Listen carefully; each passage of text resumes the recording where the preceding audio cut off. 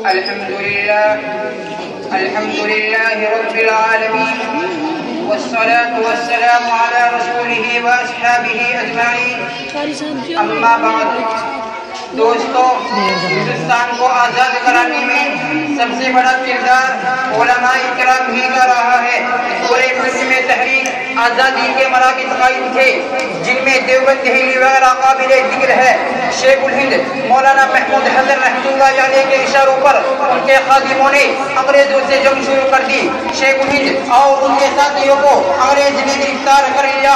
مولانا حسین احمد مدنی رحمۃ اللہ علیہ نے اپنے استاد شیخ الہند کی خدمت کے لیے خود کو گرفتار کرا لیا اور جیل میں رہ کر قرآن پاک کا حفظ مکمل کیا۔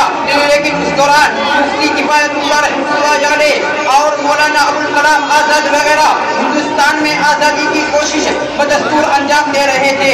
جب حضرت شیخ الہند اپنے ساتھیوں کے ساتھ جیل سے باہر تشریف لائے تو انگریزی سرکار کے بائیکاٹ کا اعلان کیا۔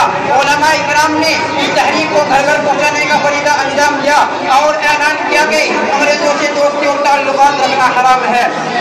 محترم حضرات، مولانا عبدالباری رحمۃ اللہ علیہ نے اعلان کیا کہ آج سے مسٹر گاندھی کو مہاتما گاندھی کہہ کر پکارا جائے۔ معلوم ہوا کہ ہمارے علماء کرام نے ہی مہاتما کا لقب گاندھی جی کو دیا تھا۔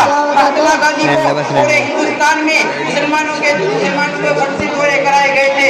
جب حضرت شیخ الہند کا انتقال ہوا اور بزرگ نے کمر سے کپڑا ہٹایا تو ہڈیاں نظر آ رہی تھی، کھال ہٹی ہوئی تھی۔ مولانا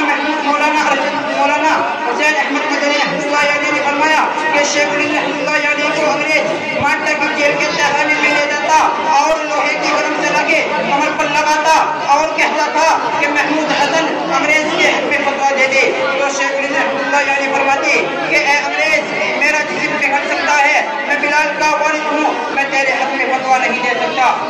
دوستو، یہ تھا شیخ الہند رحمۃ اللہ علیہ کا رشید صحابہ اور انگریز سے ہندوستان کو آزاد کرانے کا جذبہ۔